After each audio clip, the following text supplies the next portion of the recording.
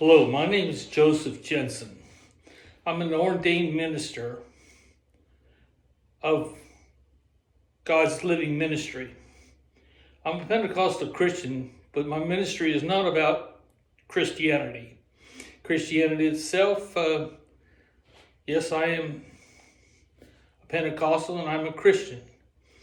But what I have to tell you has to do with every religion in the world, whether you're American Indian, a Christian, a Jew, a Buddhist, any religion.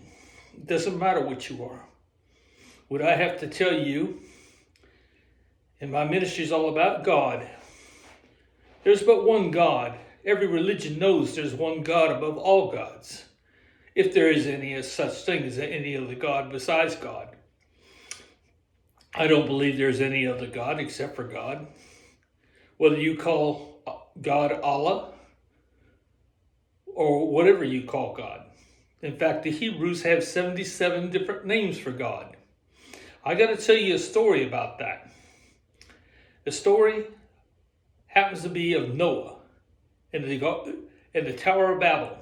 What happened? You won't find it written in the Bible. You won't find it written in the Torah. They simply tell you that flood happened. They lead you to believe there was only 8 people on board and lead you to believe there's only 2 pairs of animals on board. Well, I beg to differ. And there's nothing written about Noah. Sure, it talks about his 3 sons, but it doesn't talk about anything else. What happened to Noah? Noah lived to be 950 years old. His sons only lived to be 500. He outlived his sons by 450 years. Now, let's get to the story. I'm going to tell you the story of the flood, the way God told me to tell you. I want every religion, everybody in this, because this message has to reach the world of 7.7 billion people. It's important to everybody to understand who God is, where God is, and where he lives. Okay? So let's start with Noah. When the flood started, we don't know what the earth was like. Nobody has any idea. There's hints that there was the sons of God, there was giants, there was all kinds of things by Enoch. Enoch wrote these things, and the Bible and Torah wrote about the sons of God. But nobody knew what really happened. The first hint that Christians knew anything about what happened in the beginning of time was by Abraham. He was 8 generations after Shem. Shem was the oldest son. Now, let me tell you the story first about Noah. Noah and his family got in the ark. They were in the water 40 days and 40 nights. Now, 40 days and 40 nights it rained. They were actually in the ark a little over a year and 2 months, something like that. Okay, what were they doing? They're waiting for the earth to dry out. How do you dry out water?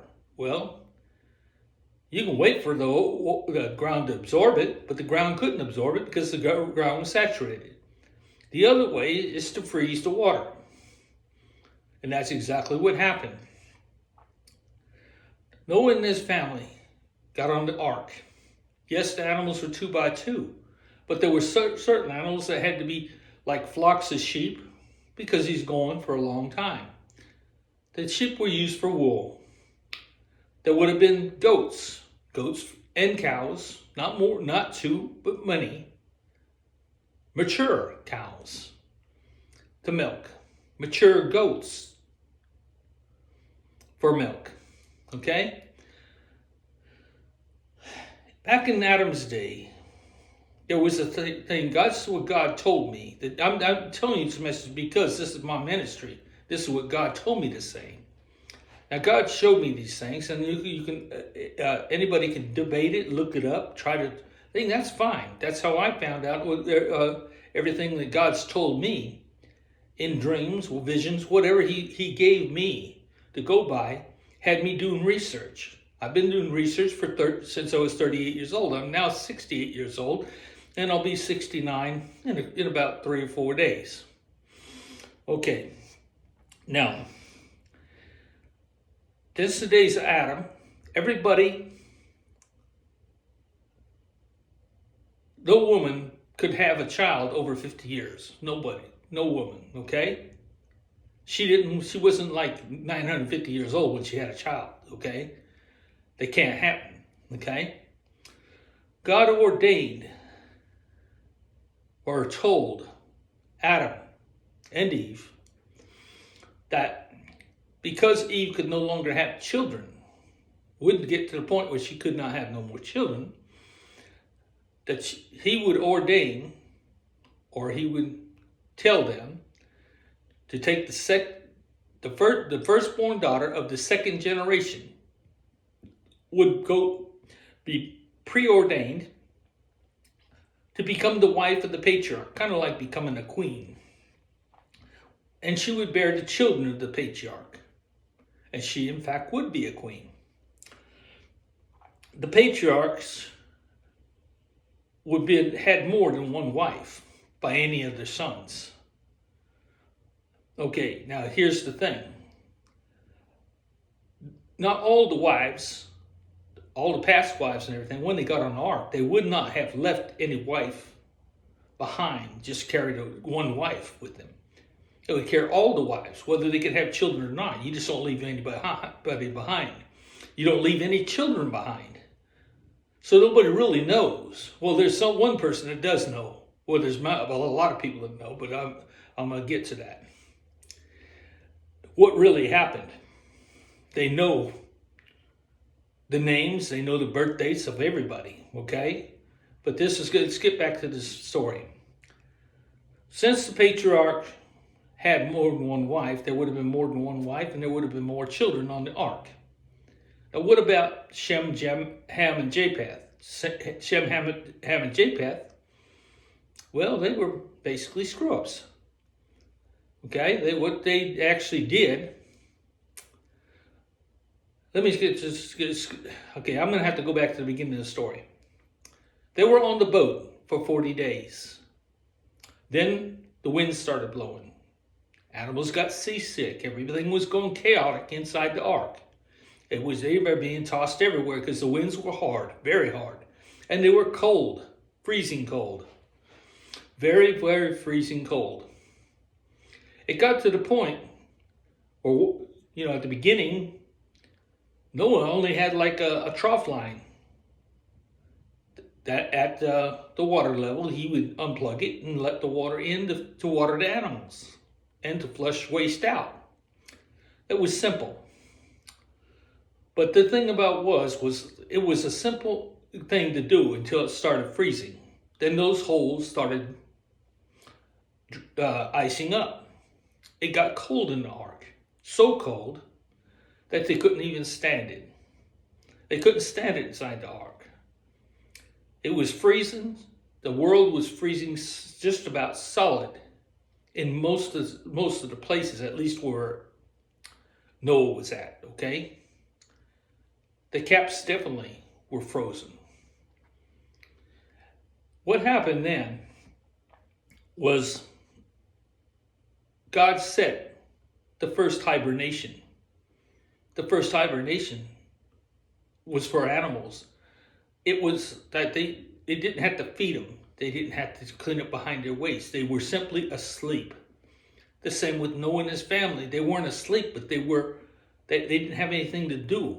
They were time to rest. They would huddle up against each other and up against the animals, and they would get under woolen blankets and anything they could to stay warm. They stayed in that boat, or ark, for about 3 months. The animals slept for 3 months. It was peaceful. What happened next was, after 3 months, the days started becoming 24 hours long. They were pretty high up close to the Arctic Circle. very high up there. So the sun came out 24 hours, pretty much, okay? And it started warming. Well, the boat, again, started rocking. It hadn't rocked in a long time. And the winds were warm. When Noah and them went to explore it, they found the winds were warm. And him and his son started opening up the ark, letting fresh air in. You can imagine what the smell was like. Well, they let the air into the ark. And they opened it up. And the animals started waking up. Kind of like the Groundhog Day, you know? This time, winter was over, okay? There was no 6 more weeks of winter. It was over. And then it became a real springtime party. They were extremely hungry. Of course, Noah and them had that covered. They had plenty of food on that ark. They collected hay, they collected fruit trees, they collected vines, they collected seeds, they collected everything. Not only did they collect everything, him and his wife said you wouldn't pack up to go anywhere to start all over without putting everything in there. The furniture, dishes, plates, knickknacks, drawings, anything. They wouldn't have left a pencil behind. Nor would they have left any of the writings. You know, Methuselah didn't go on the ark. Methuselah stayed behind. He lived to be 969 years old. But he decided to stay back. He said, no, I'm not going to go. Now, there's no telling how long he would have lived if he had been on the ark, right? But man was supposed to live, was living close to 1,000 years or not over. The reason being, like I said, the patriarch was still having children, even at 1,000 years old, through wives. Well, the same with Noah. Well, the flood started. Like I said, it was warm and everything. They stayed in water another 5 months. And then, but actually, you know, it was actually about 3 months when Noah actually started sending out birds and things to find land. But they were out there about 5 months. It was a year and 2 months that they were in that ark. When they landed on the top, almost at the summit of Mount Ararat in Turkey. Now, this has already been proven. Noah's Ark was found. Now, Noah's Ark was found in 1910 by a lieutenant airman that was flying over the Turkish mountains for a Russian airman, Lieutenant Roskovitsky. Vladimir Roskovitsky. Okay, I wrote it right in the book. It's hard to say. But anyway, he took aerial photographs of the ark in a lake that's glacial ice melted off enough that the ark was exposed. And the lake was exposed. And so therefore, the Tsar sent out an expedition. It was called the Russian expedition. 7 scientists and 21 soldiers were sent to go discover the ark. They stayed there 7 years, taking measurements. They were taking measurements. They were, oh, Lord. Stop. I didn't. Okay, this wasn't working right because Siri had to come in, but okay, we'll get back to the story. Okay, like I said, the Tsar sent out the expedition of 21 people. They took measurements, they took species samples, they took pictures, they took measurements, they took everything they collected for 7 years. Well, the main party, all but 7, went back to Moscow in 1918. And when they were there in 1918, they got to Moscow what happened. It was called the Bolshevik Revolution, or the Russian Revolution. It was kind of, they burnt every book in Russia. They killed any academic. They killed the Tsar and all his councils and anybody that had to do anything with the government. They took all these people and they impaled them on the Kremlin fence with points on it. Well, they did the same with the soldiers and the scientists that came back with the Ark. They died along with them. The soldiers were piled up in piles. They just simply took over. The Bolsheviks took over Russia. They say they lost everything that they brought back in the Ark. It was burned. I don't think so. I think they're still here. It's kind of like Hitler keeping all the paintings and everything. It was like they have this stuff. It's too important to throw away. But still, they had to make their point. So they covered up Noah because they had their own story of religion, how it all started. They couldn't let this stuff out. Even today, if you look it up on the internet, you'll find out it was called a hoax. I know better. Something like when I was 45 years old, I found. That's when I had a computer, was an XP computer. Well, if anybody knows about the computers, they know XP, they just simply stopped it. They just got rid of it. I mean, they took it off the thing, and you couldn't use the software. It was Microsoft just kind of like, they just did away with that whole thing, computers. I think that was a planned deal too. But even so, this is not about conspiracy theories. This is about Noah. Okay, they found Noah's Ark. That group that was up there for those seven soldiers and that one scientist that stayed behind, they stayed behind another 3 months. They were actually taking the wiring and stuff like that, cleaning up behind themselves, erasing their tracks, basically, leaving it kind of in the same shape it was before they got in there, as much as they could. That was their job. They had to get, take down the wiring, anything like that. They had to move around in the dark because they were taking the lighting down.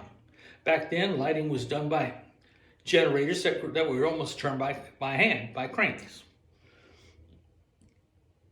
But anyway, the thing about it was, this group of eight people, seven soldiers and one scientist, went back to Russia. And they saw the pile of soldiers, and they saw the impaled bodies, skeletons, up against a fence, rotting bodies. And they ran for their lives, all different directions. Well, that's one scientist made it back home, got his family, and made it to Greece. He didn't say a word to his family. He wouldn't say a nerve. He had a 5-year-old daughter, and they had a younger son, about 2 years old at that time.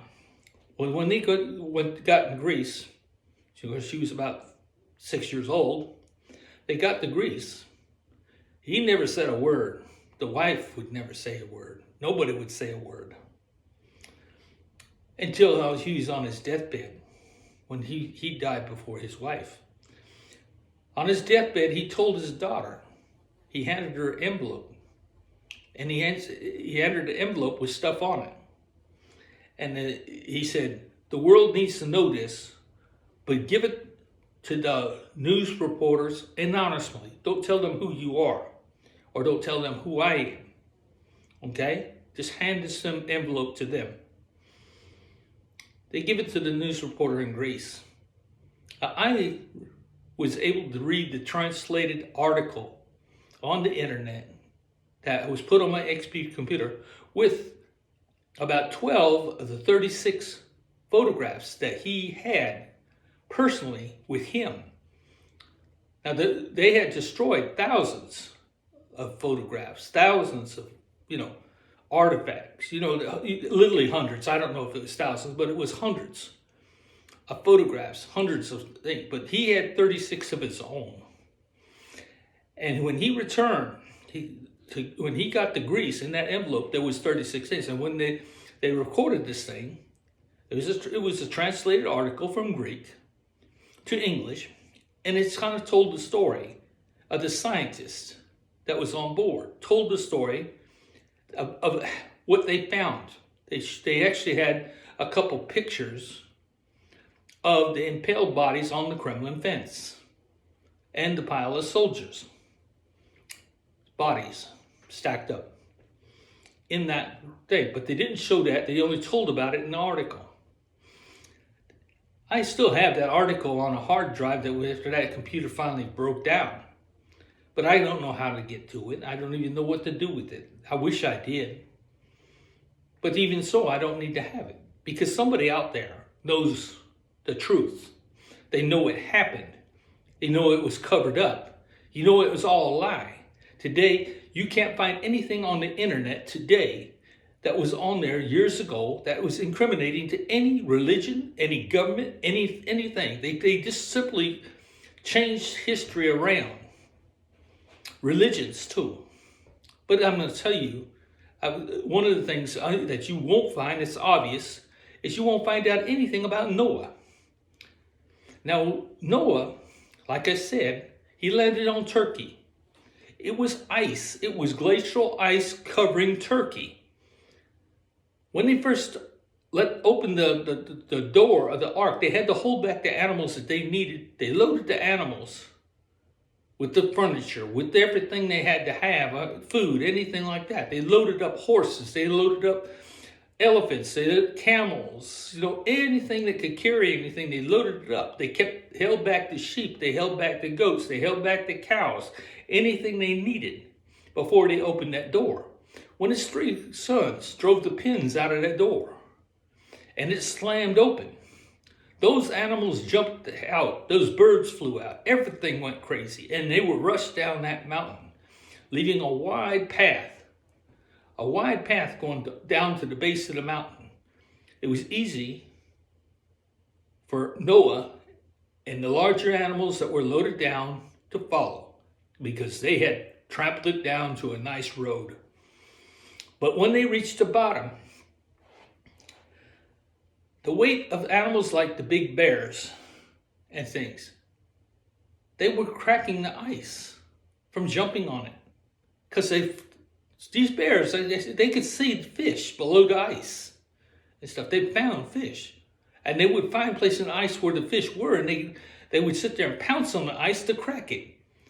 And they were cracking the ice to get to the fish, and they were headed north because that's where the fish were. That particular water starts at the Caspian Sea in Russia. That's the inlet. I guess it's an inlet, but instead of flowing towards Russia, down, it's not downstream, it's upstream. Okay, but those animals still went up that way with the fish, much fish as it's there. There had to be polar bears on there too, on the ark, because they said 2 of every animal where the polar bears come from. You notice they didn't carry any dinosaurs or anything, dinosaur eggs or anything like that either. It wasn't like every animal, okay? They were selective. Okay, the point of the matter is, when they got to the base, there was only 2 choices to go to the left or to the right. The 2 choices, they went south. South 400 miles of Mount Ararat, actually it's only about 350, is the Iraqi border. When they followed it down the Iraqi border, they seen the river was breaking up, it was broken up, and the ice was flowing mainly down the middle. On the sides, where the Tigris River would be, and the other side would be the Euphrates, there was grass growing. There was no ice. The ice wasn't following that route. The ice was moving down the middle.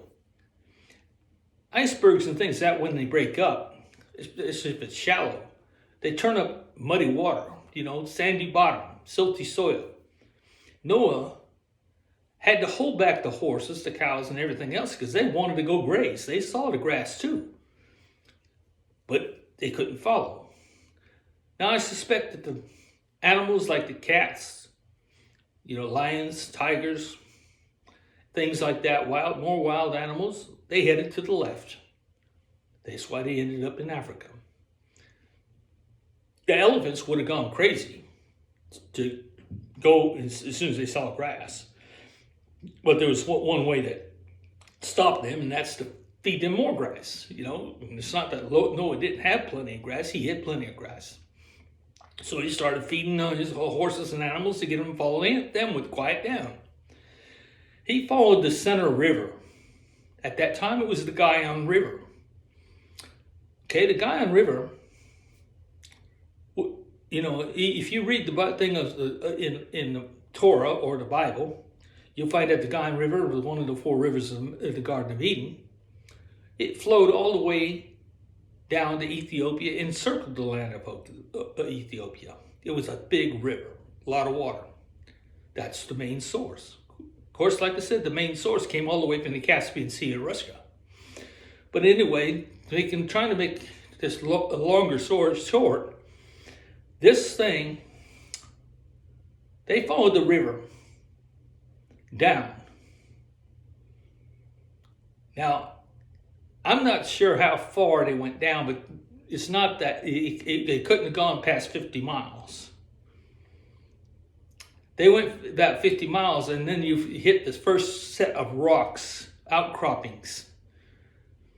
Now, when they hit those outcroppings, the river started, the broken ice in the river started, breaking up, and the silt created a valley. And then they had surrounded by a rocky outcropping. The goats flew up in the rocks. They just started jumping all over the place. They had to chase the goats. Shem, Ham, Japheth, and any other children, maybe I guess boys or whatever, had to run up there chasing these animals in the rocks, including Noah. Well, Noah, or one of his sons, found a cave. The cave was big enough to house the whole family. Now, the family was huge. I'm saying that it could have been, 40 of them. I don't know. But there was definitely more than 8. But there was a lot more than, there was more people on the ark than 8 people. But anyway, these people found a cave large enough to house it.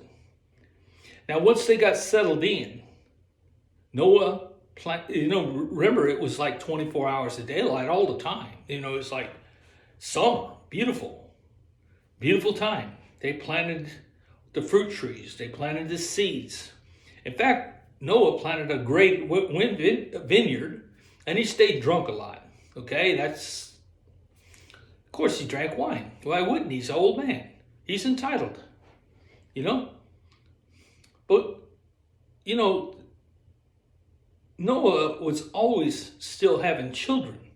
And they only spoke one language, and he's teaching his children the only language he knew, and that's the same language of Adam and Eve. And Shem, Ham, and Japheth were there. That's all they knew. Okay? Well, Shem, Ham, and Japheth, after they settled in and everything, they've been in there about a month or so, they started exploring the cave, and they went deep into the caverns below. On their trip below, they happened to find things in the walls, precious stones, onyx, and things like that. But they also found veins of resin, petrified resin in the walls. Kind of looked like the roots of old trees that was petrified. But it was petrified resins, and petrified resins would still burn. And when they put their torches up to this resin, these veins to see what it was a brown looking resin. It wasn't black, it was kind of like brown. But they wanted to see what it was, and they put their torch up there to get a bit closer with it, and it caught on fire. When it caught on fire, the whole cave, the whole cavern, it wasn't just illuminated. It's all over the place. And all of a sudden they saw veins of gold, veins of all kinds of minerals, silver, gold. They saw the stones, onyx, and other precious gems. Everything was sparkling. Holy cow, they had found a bunch of treasure. But not only treasure, they could hear the rushing of water below them. So they went deeper down to see what that was. And when they got to the bottom of the cavern, was a rushing river of the purest and cleanest water they ever had tasted. That was the Pison River. The river that sat there since the Garden of Eden. Of course, the Gaian River was, 1,000 years later, 2,000, whatever. You know what I'm saying? So there was a lot of land between the two. I was in Iraq, so I know a little bit what I'm talking about. Okay, and because I want everybody to look up this stuff, this Lieutenant Roskovsky, the Russian Revolution of 1918, which should have been 1910, was when the lieutenant actually went on that and discovered the Ark. But getting back to everything, they were in that cave, the whole family, for 39 years. For 39 years, they stayed in that cave and lived together. But Shem, Japheth, and Ham and Japheth, whichever order you want to use, but Shem was definitely the oldest. They had planned to get away someday with all the gold they could carry, with all the precious jewels they could carry, and as much water as they could carry, food, anything they could carry. When their father was passed out drunk, when they waited for a time when Noah had too much to drink, he would pass out and they would leave. They left in a hurry. They left after 39 years. Boom, gone. Well, the next place that everybody ended up was proof that they were in Iraq was Babylon. They ended up in Babylon. But Shem didn't go to Babylon. He was either told not to by the stories of fallen angels or whatever, or it was his idea. He went to another part of Iraq, the city named Ur.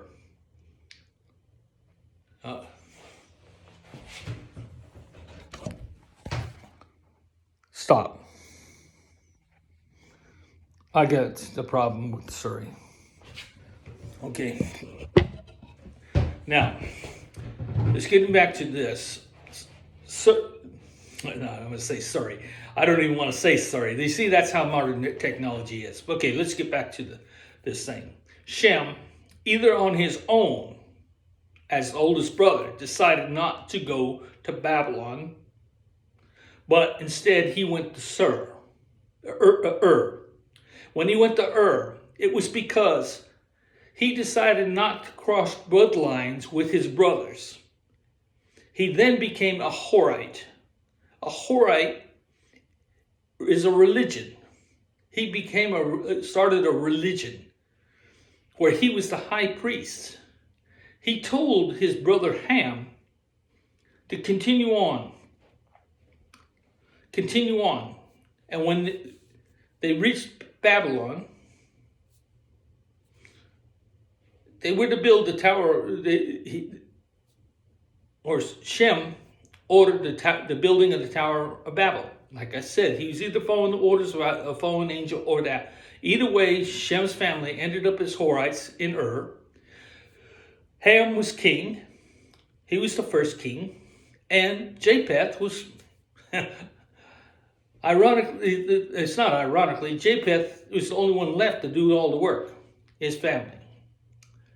Now, there couldn't have only been those three and those three wives and this thing. They didn't build a Tower of Babel with 4 people, or a few people, a handful, maybe a dozen. You can't do that. They actually built the tower. It took 331 years to build this tower. Now, Ham and Japheth and Shem were all 100 years old before the flood. Now they were 140 years old. And 140 years old, And if you add 40 years old and you add 331, you're going to come up with, about 471 years or something like that. They were old. They only lived to be 500. So actually, there's 431 years old. And they only had 69 more years, which they didn't know that, but that's what history tells us. But the idea is that they were getting old. Ham tried to get Cush to take his place as succeed the throne. But Cush refused. He said he didn't want no part of this deal. Nimrod, being Cush's son, his oldest son, he wasn't scared of nothing. He's a great hunter. He's fearless.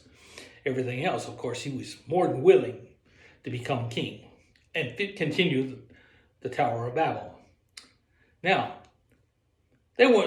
Nimrod nor Ham had any interest in it. They weren't priests. They didn't care. But Shem, on the other hand, had interest in it. He was a high priest. They were overseers. Now, the last overseer before the changing of the tones was Terah.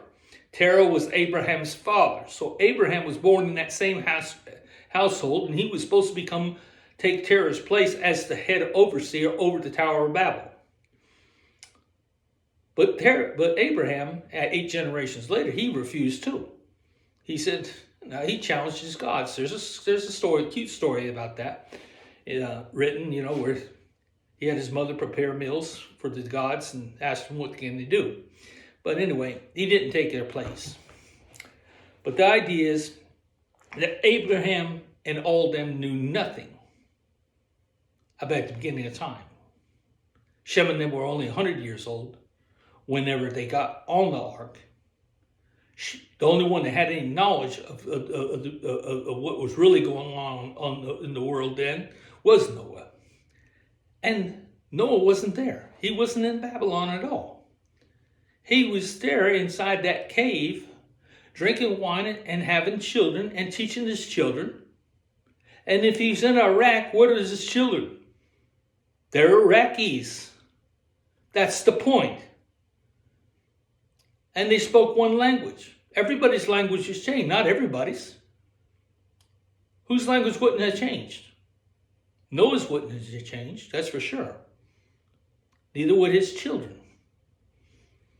Now, if you know anything about Iraq, was attacked by Turkish kings, Iranian kings, Alexander the Great, Genghis Khan, and the Muslims.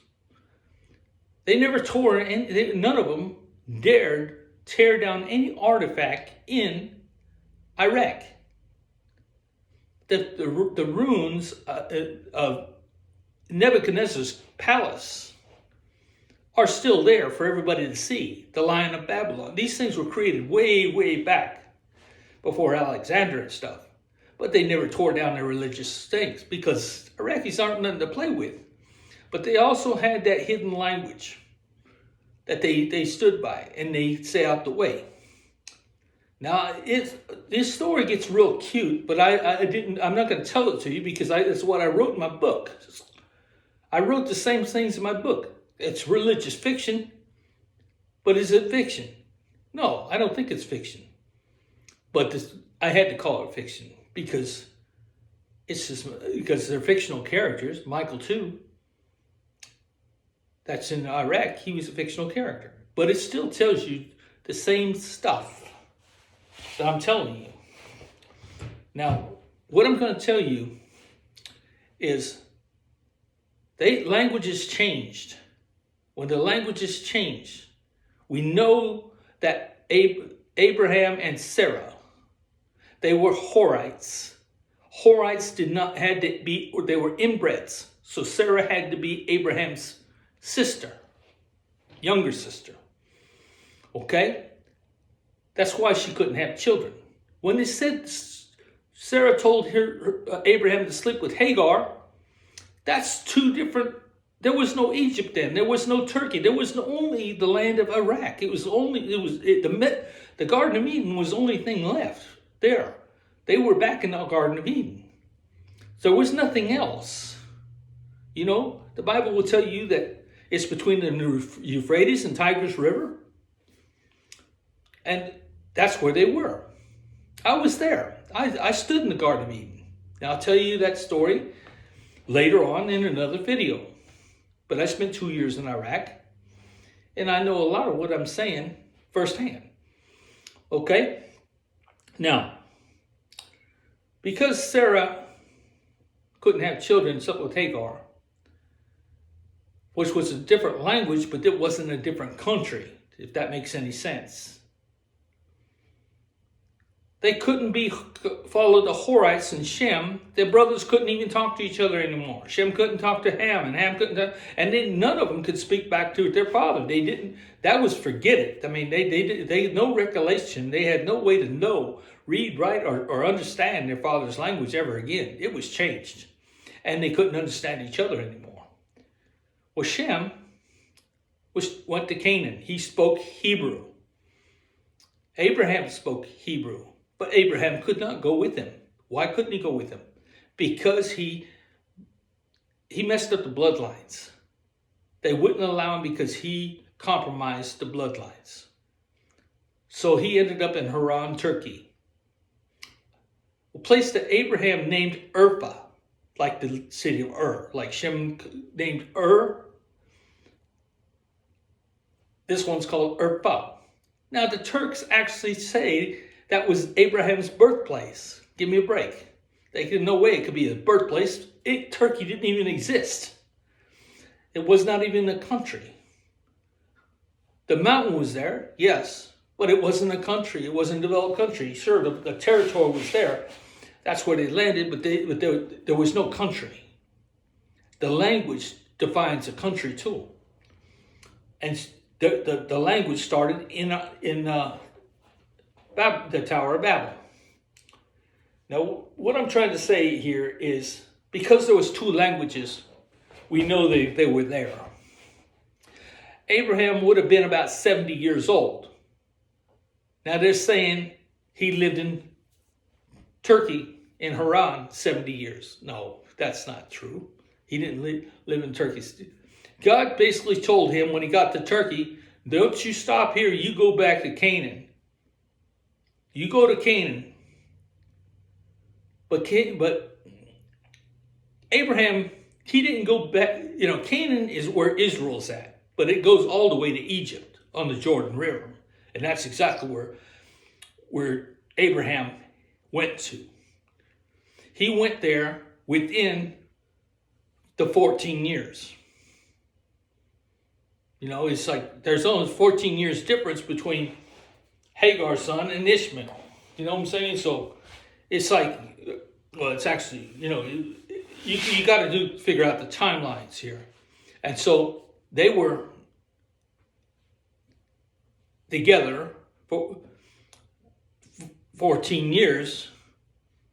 And anyway, you see where I'm coming from. Anyway, they were on the Jordan River. Why were they on the Jordan River?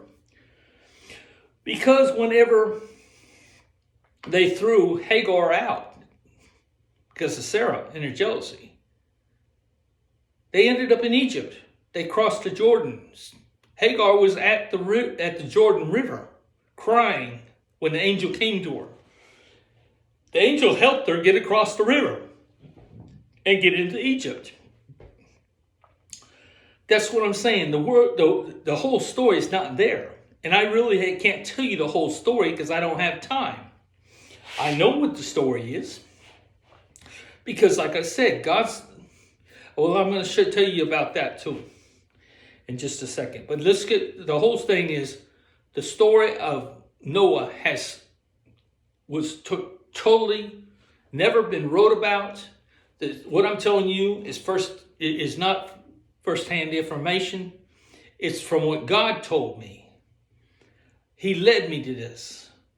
In my dreams, in my visions, in my research, all this thing. I've been doing research, like I said, since I was 38 years old. Before 38 years old. I did it back when they had computers of 386. I can't type. I can't think, but I'm not stupid. Okay? Now, here, the thing about my ministry It's about God. And I'm going to bring this to kind of to a conclusion on this first tape, because it's a lot for y'all to absorb. I'm telling you that Noah's people still exist on earth. They still speak the language from the beginning of time. And they're the ones that would know the truth. Now, if you want to dispute that, then help me. Get out your books, research. Try to find this old article that I had with the pictures on it. Or somebody come that knows something about the things and search it off my hard drive that I ain't know nothing about. I'm a ministry. I need volunteers. I need people to help me. I need research people. I need editors. I need anybody that can offer me any help. I also have 2 books written that, along with this message, that I would love to get in the hands of 7.7 billion people. With this message, has no book in the world ever, not even the Bible. The Bible writes 100,000 books a year. I'm hoping I get 100,000 books tonight, overnight. I hope I get 1 million hits off this. That would be real proof to this world and myself that this is not playing around. This is how God works. Furthermore, you want to know where God's at? Is God in the sky? Is in the air? Is in every place they told you? No, God is inside you. He was in you when you was conceived. Read Psalms 139, and David was close to hitting it. He knew when you was created in secret with your mother and father. He knows everything about you. He knows your every thought. He knows everything because he's right there inside you. He's in your DNA. He can hear everything you hear. He can see everything you see. He knows everything, or every thought. He knows every hair on your head. He's counted them. Why? Because he's there. He was there when you growing up. He knows everything about you. It all makes sense. He's in our DNA. Tell you who else is in there. Your parents are following the DNA too. So do your ancestors. Now, the Buddhists, listen up if you're Buddhist, and another thing, you believe in reincarnation. Well, you're not entirely wrong, but you're not right. But let's put it this way. You can't be reincarnated into a bird or into another person's family. You can follow the DNA. Your ancestors are in the DNA. The Dalai Lama definitely is a smart man because he's got the DNA of smart people. Our families and God are constantly talking to us, whether you go a day of school or not. They are constantly telling us how to, what to, everything to do. We're building their dreams. You think we built these things for ourselves? Why do we get so smart? We shouldn't be astonished that the pyramids got built. We shouldn't be astonished that the Mars rovers on Mars. We shouldn't be astonished at anything. Because God can make all things possible. Think about the coincidence that brings people together. Smart minds together get stuff done. Everybody has been taking credit for what our ancestors and God have been doing since the beginning of time. They're in our DNA. And if they're in our DNA and they're in our bodies, then where is heaven? It's in our bodies. It is our bodies. Furthermore, God exists in anything with DNA. Every animal, creature, insect, tree, plant, whatever. What happens when you have an abortion? You end any chances of DNA spreading. When you kill an animal, you stop that DNA flow. Now, for as far as animals goes, maybe that's a good thing, because why would you want to live your children to live over to be a hunted beast or be a cow that's ready for slaughter? You know, so we're going to eat that cow. We're going to eat that, whatever's going to die. So You wouldn't want that DNA. But children, abortions, we killing God. The God and the spreading of our ancestors and our offspring, God stops with that. This world's got to wake up.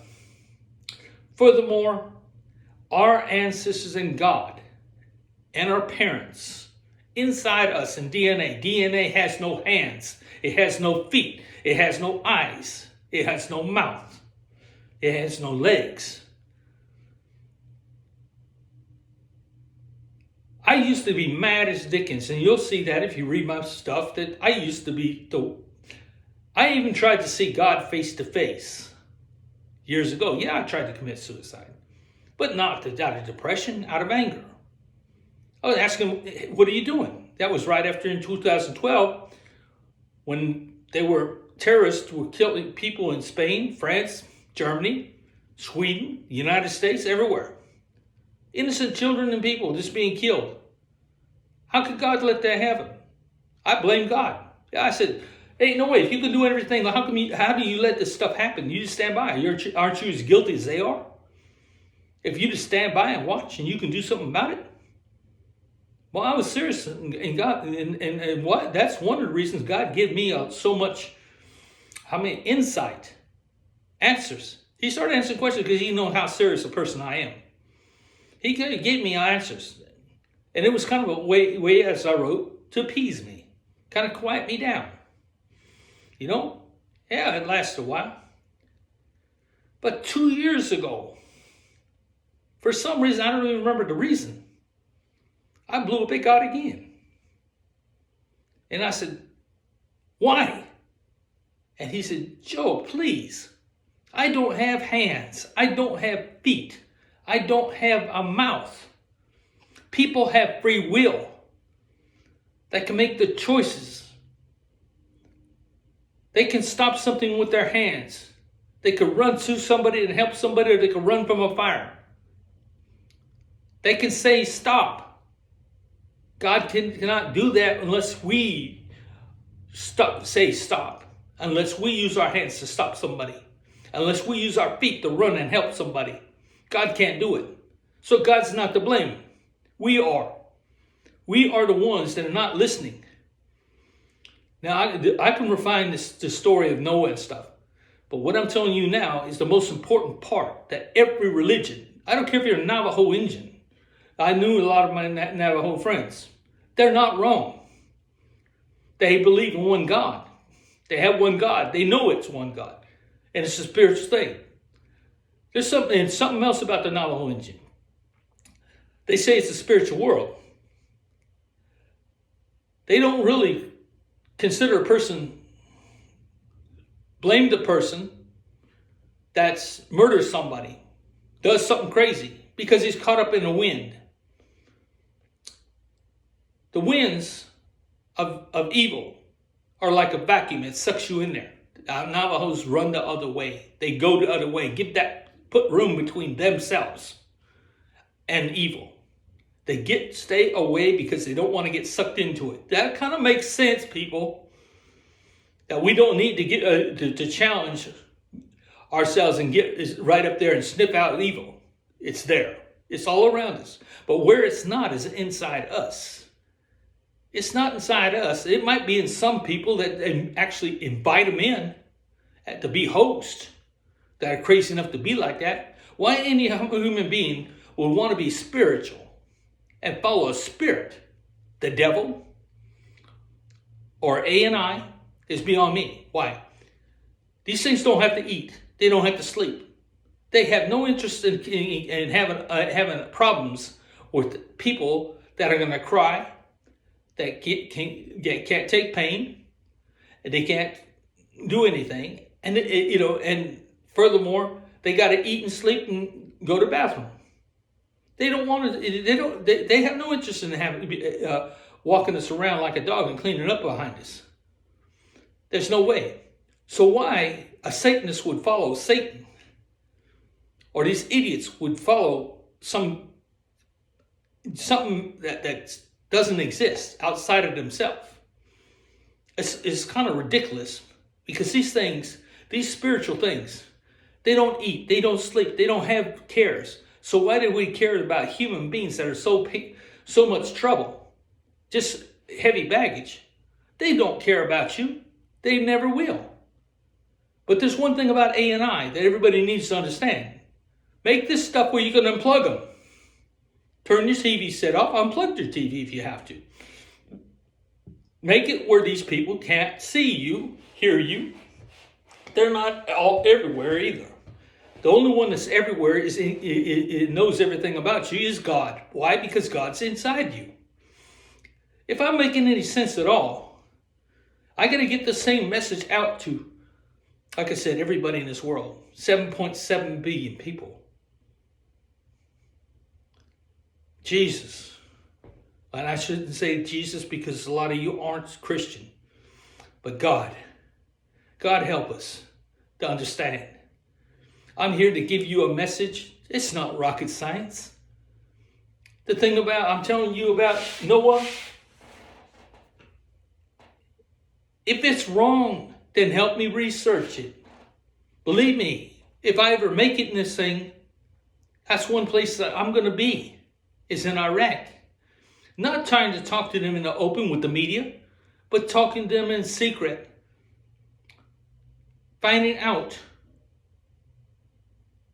And I wouldn't tell it to y'all if I did find out. I just would love to know myself.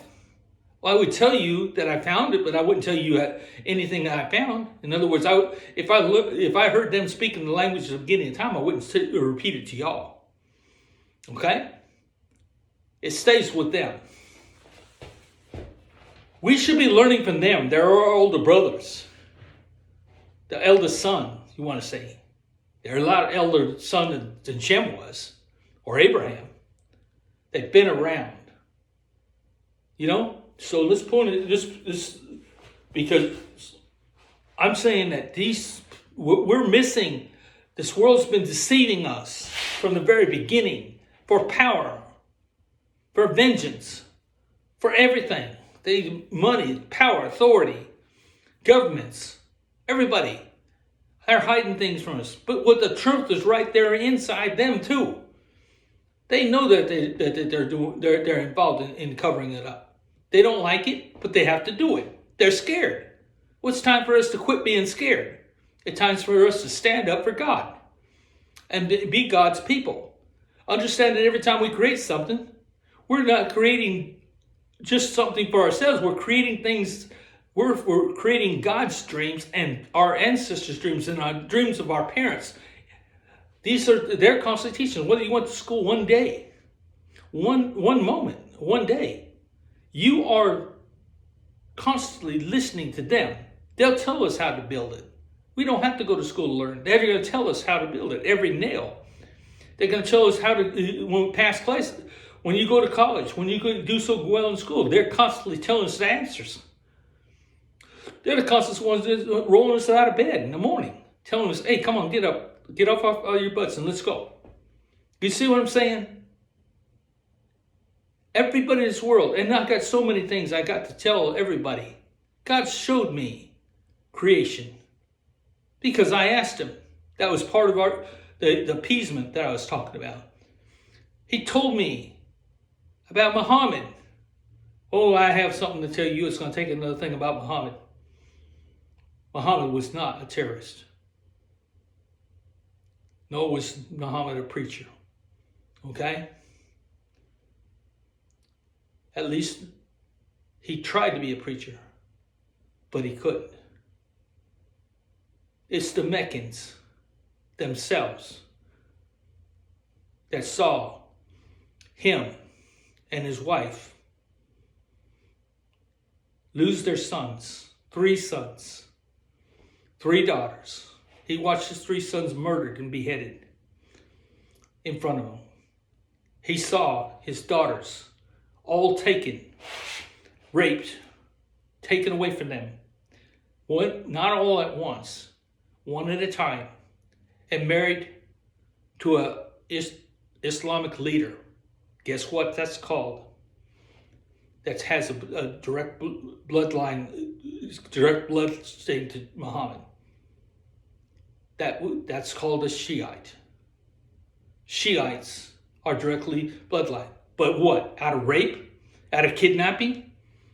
That's not a good thing to be. Because they raped and kidnapped the daughters of Muhammad to keep his mouth shut? Is that something to be proud of? That you're going to form a religion of? Muhammad never got a word, hardly a word, before he lost something.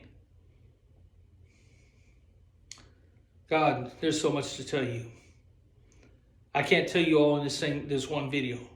I'll keep on making more. The next time I make a video, it's going to probably be about Muhammad.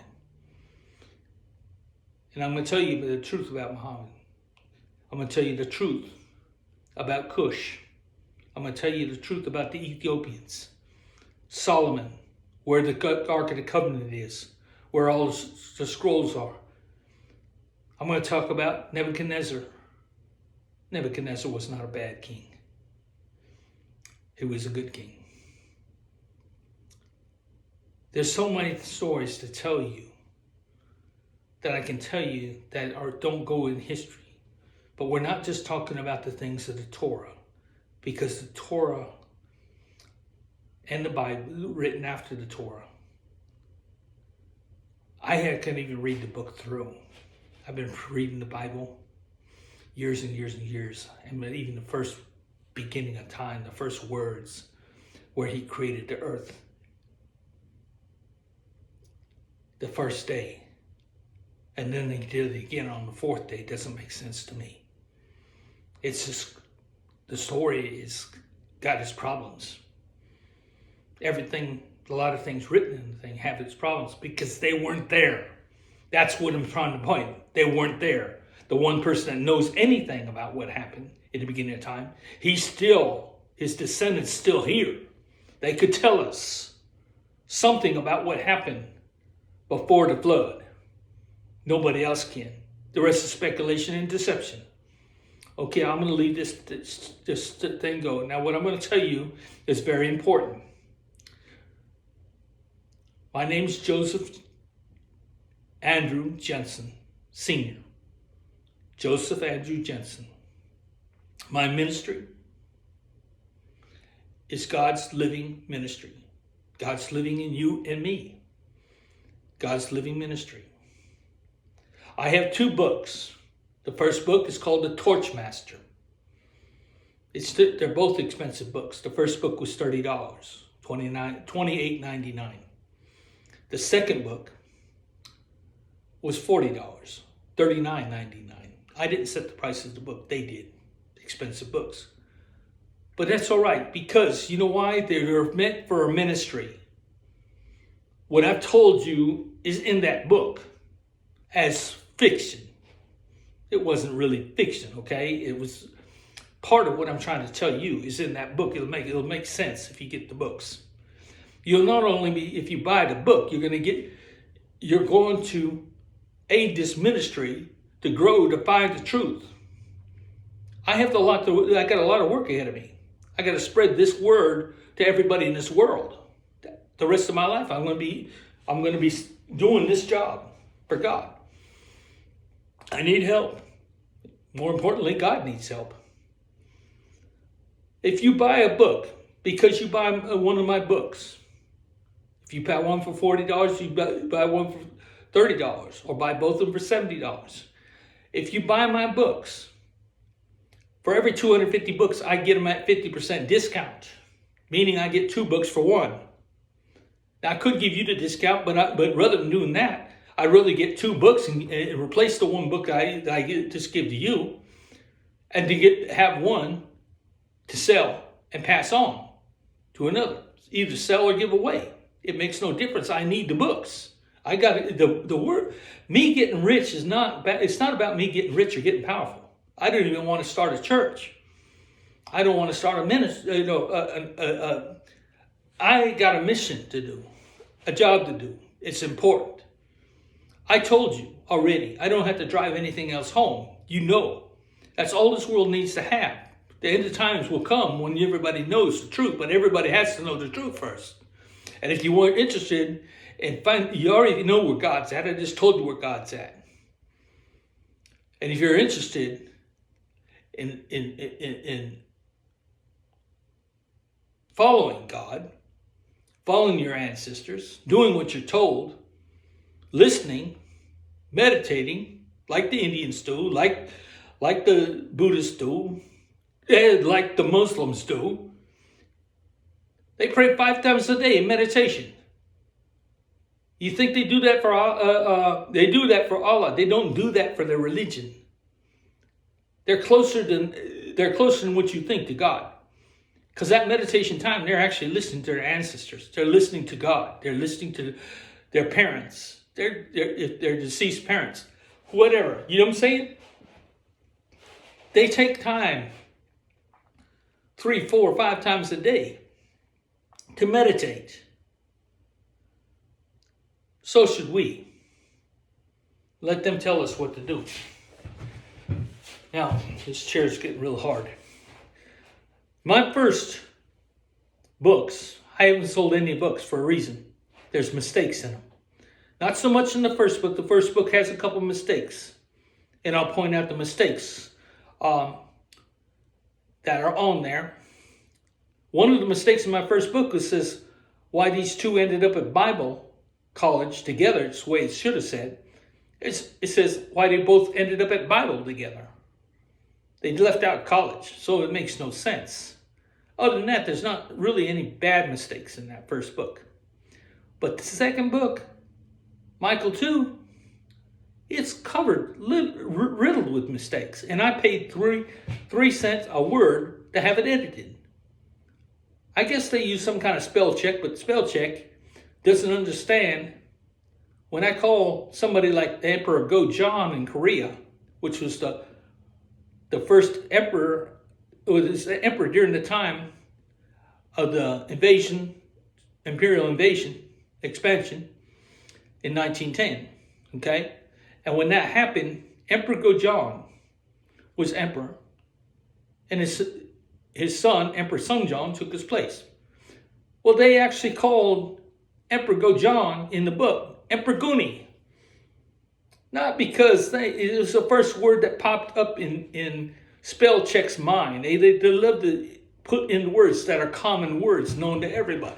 So instead of saying Go-John, they said Emperor Goonie. You don't call an emperor, especially an important emperor like Emperor Go-John, Goonie.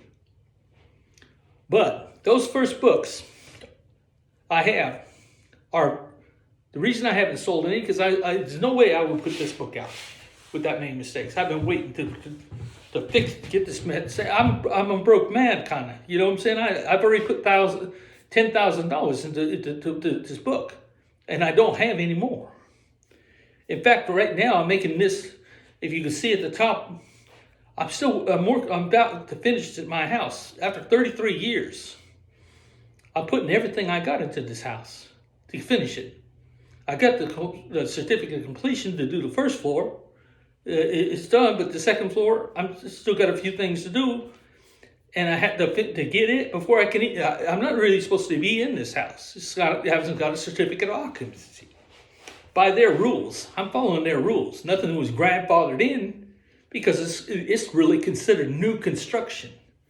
Give me a break. The house was built in 1952. But anyway, getting past that, this book is going to be a limited edition with the mistakes in it, okay? You know the book has to reach 7.7 billion people. No book in the world has to reach the whole world, everybody in this world, but mine does, okay? So these first books, as soon as that author house, my publisher, gets my first orders, and I'm hoping I get 100,000 orders tonight or more. I would love it if I could get 1 million hits, and I love a million orders. Through my website now, you can get my book at Walmart's, and they'll be back-ordered, and you won't get them for a year. But I'm going to tell you that's like this. Nobody has my book on hand right now. When you get it to me, through my thing, I get all the money for it. If you buy it through Walmart, I get $2.70 a book. Now, if I get all the money for the book, it probably pays for the book, but it pays for another book. If you buy enough of my books, if I had to buy books at 5,000 a time, 10,000 a time, it's possible I have my book at a 90% discount. You know, it goes down every time to how much I get them for. Meaning I'll reach more and more people. Like I said, I need you all to understand that these first books are not going to be printed again. The revised edition. They're expensive. They're $40 for one book, $30 for the other book. If you can give me, buy them both. I would love that. If you can't, still order the book for $4 for one, $3 for the other. Okay? And agree to pay me $7 a month for a year. And I'll give you the book. Why? Because I need, as much as I need the money, I need to get the word out. I can't miss a person. You see what I'm saying? So everybody order the daggum books, please. That's what it's all about. And you think I'm a minister. Why would I talk like this? Because I'm also a human being. I'm God's creation. But you're not nothing special about me. I can go to anybody in this world. They're special as I am. Your brothers and sisters, if you was born the same day, would have a different walk with God than I have. They would see different things throughout life. They would be led a different way. They're totally different people that have a different walk. When you stay together, you're kind of going against. It's like you're trying to be the God. You're trying to be the ruler. When you make somebody, you want to follow Michael Jackson, wear his hairdo, or Elvis Presley, you made them their God. You can't keep on doing thing. You got your own personal walk with God and your ancestors to follow. When God says we can have that heaven there's streets of gold, anything like that. It's paradise. What's he talking about? It's whatever we make of it. Through them, like I said, the pyramids, there's no mystery there. There's no aliens from outer space that's the thing. We're talking about God. We're talking about people that know what they're doing. There's no limit to what can't be accomplished in this world or done. So anyway, get my books with the mistakes in it. You know there's mistakes in it. Get those books, those collector's items. The ones that order my book for $4 and $7, you won't get the first edition. You'll get the revised second edition. You'll get the book when it comes out.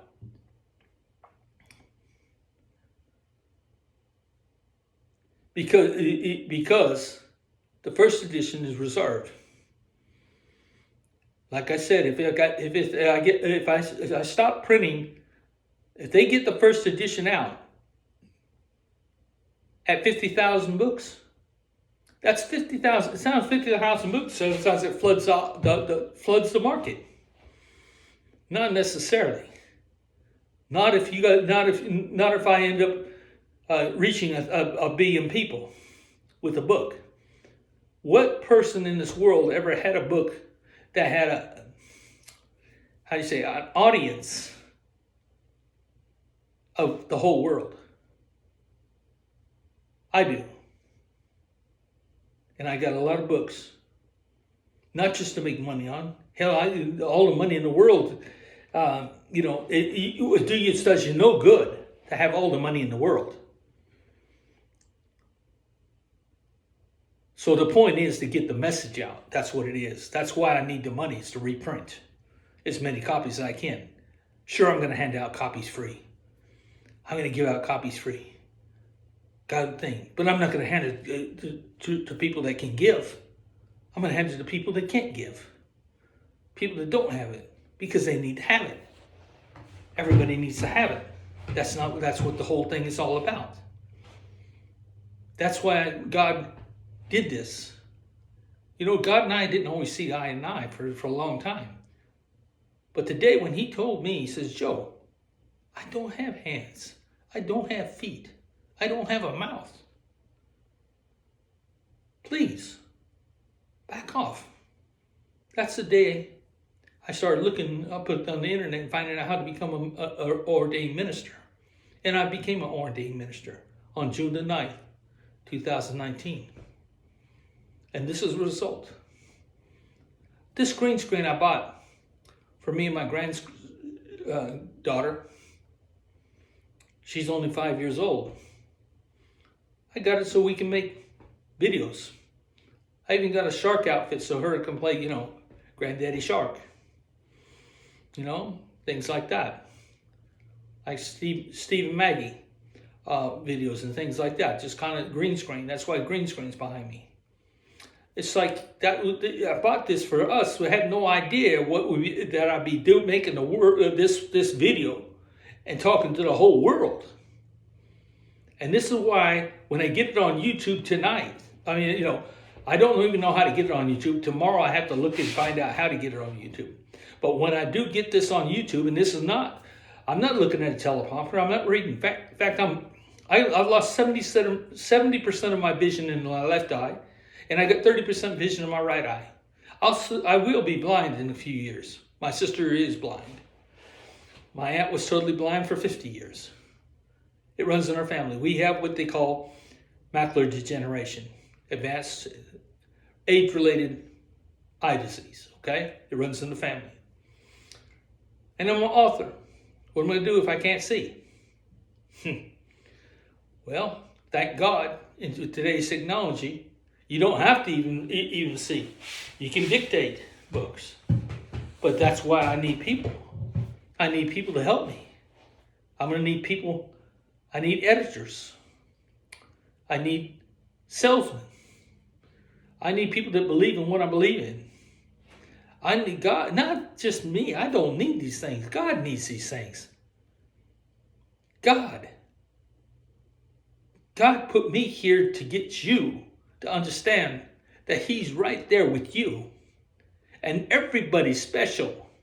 Nobody has anything saying they're more special than the other. Everybody has a special walk with God from the day they're conceived. So I don't care what. I was also an autistic kid when I was growing up. I was called, well, you might as well, I never went mainstreamed in high school. They sent me to special classes, reading classes, basic math classes. I never got to even take algebra. But I went through college. I've got about 2.5 years of college. In fact, I got an A in algebra. I got A's in English. I got A's in chemistry and never took that. So I got A's in biology. I had a 4.0 average for the first year I was in college. But it dropped down. I got my first C, and I lost a scholarship when I was trying to become a respiratory therapist. And I went to emergency medicine and passed the EMT course. But I can't stand that. I can't stand pain, seeing people suffer. I can't stand that kind of environment. I'm not one of those people that has the ability to be around somebody that's hurting. I've been fighting all my life, literally fighting. Yeah, I'm a fighter. Well, it has a lot to do with autism because I can't stand a bully. I hate a bully. And my dad always taught us, don't ever get on somebody that's smaller than you. You pick out the biggest guy in the room. Take him, you won't have any problem with the rest. I had no problem challenging the first guy in the room. The biggest guy in the room. Not the first one. I learned a lot. Like I said, I was in Iraq for 2.5 years. I was in the Navy. during the Vietnam War. I didn't know the Vietnam. My brother did. It wiped my brother's mind out. My brother hates God, always will hate God, because of the things he saw as a corpsman on Vietnam. For 2 years, he stayed on the front lines. But you see, I can understand with Fred, why Fred could hate God. A lot of those people are like that. They've seen too much. They can't stand. It's not that they can hate God. They're not atheists. They got something against God. Like me, they question God. Why would you let this stuff happen if you could stop it? But that's when I found out.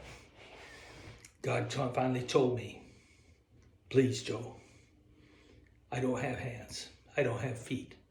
I don't have a mouth. We have free will.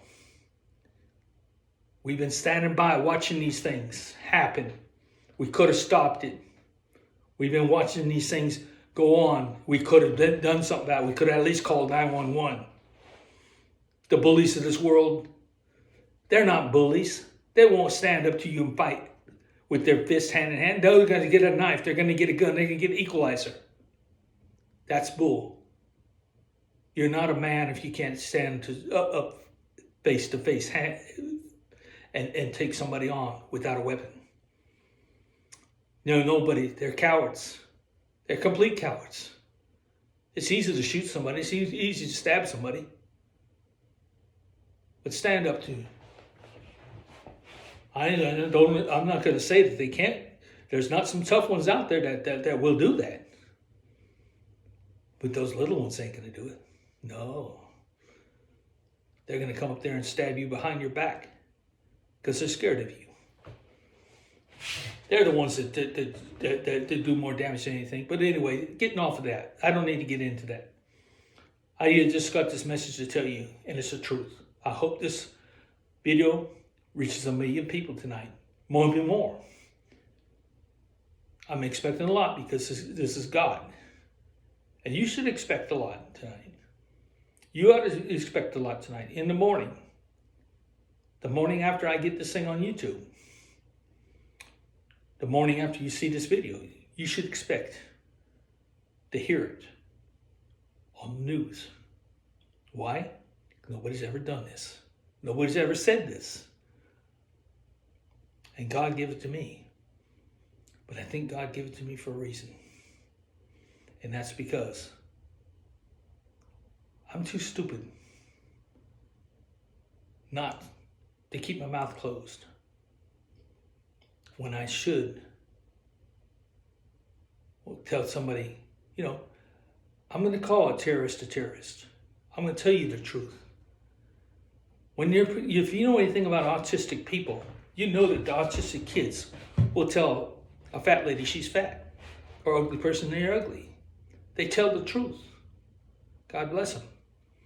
They don't lie. They can embarrass the dickens out of you because they are so truthful. And they don't really associate with everybody. Guess what? Neither do I. I'm not a really good, but if I'm close to you, I'll talk your ear off. I won't let you be, I'll just talk to you all the time. I'll drive you crazy. That's what autistic people do. So I'll be on video and I'll tell you what I know. And this is only the beginning. And I hope to God everybody sees some truth in what I'm telling you in the story and some sense. When I told you they were in the ocean and it froze, guess what, people? That was the Ice Age. The Ice Age. The Ice Age happened when Noah, that waters froze. That was the last Ice Age. That freezing waters receded to the polar caps because that was the Ice Age. 1 day is to 1,000 years to the Lord. The first day of creation, from the first day of creation to the second day, there's 360,000 years from the day the dinosaurs were born, created, to the day, to the next day, when God created cattle domestic beasts, smaller animals. 360,000 years. How old is this world if you multiply 360,000 times 6? A little bit of difference, isn't there? Think about it. I might be wrong. I might think it doesn't matter. It really doesn't matter. What matters is what we do in the future. I would love to find out what a few things in the past, but it doesn't really matter. It matters what we did in the future. Whether this place was taken over by spiritual beings and fallen angels and everything else, it doesn't matter. It doesn't matter. Because these things, these spiritual things, like I told you, don't have to eat, sleep. We're just in a way. They don't care about us. They'll devour us and kill us in a heartbeat. Because A&I, and then they don't have any interest in carrying around baggage. And we are baggage. So if you're worshiping these things, if you're doing like these things in the Bible where they're cutting themselves with rocks and everything like Elijah like they did, and they watched them do all these things and harming themselves, God knows how stupid can you be. You can't even imagine how stupid people are when it comes to worship. And God said, we worship God when we go to church. To worship God. I don't care what church you're in. He knows. He's in your heart. It doesn't matter whether you're going to a mosque. It doesn't matter if you're going into a church. It doesn't matter if you're going into a building that calls itself a church. It doesn't matter whether you're inside a teepee on a reservation. It doesn't matter where you worship. They know you're going there to worship God because God's inside you. You're worshiping God. So don't nobody change their religion. But rather, go there and be an example for God and help those people understand where God is at. Understand that we don't go to church to find God. We bring God to churches. We bring God to the party, so to speak, okay? Churches don't exist if people didn't go there. Preachers that go to Fridays, Ruby Tuesdays, all these places to eat, fancy places to eat, that irks me to the ends of the earth. Because somebody in that congregation is eating canned goods, maybe even cat food. Some people might not be eating at all, but they don't say nothing. But God knows. God knows what's going on. So those arrogant pastors and preachers and priests. No. If you're living there comfortable, you shouldn't be. You shouldn't be. You should care more about the people than you care about yourself. Amen. Okay, I love you. Now I'm going to say goodnight. And God willing, this place is going to be rocking whenever you see this video. Thank you. The book is called The Torchmaster. Look my name up. My ministry is God's Living Ministry website. I can tell you that when you get to the website, if you're going to write this down, you can rewind this video. It's called The Torchmaster. In small case, The Torchmaster Series. The Torchmaster Series is one word. The Torchmaster Series .com1 COM1 .webs WEBS .com. Again, the Torchmaster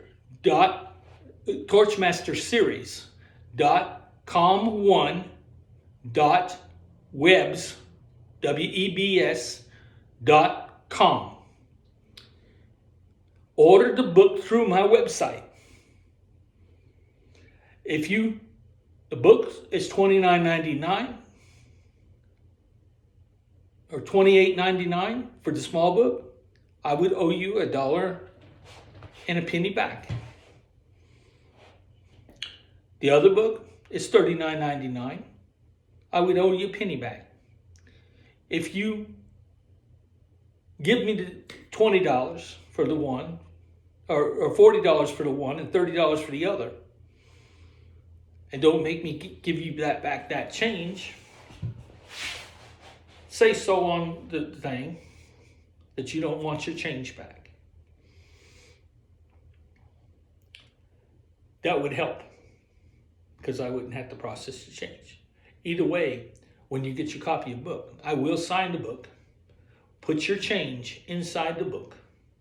I'll put your penny for the one book, I'll put your dollar and a penny in the other book, or whatever it is, right?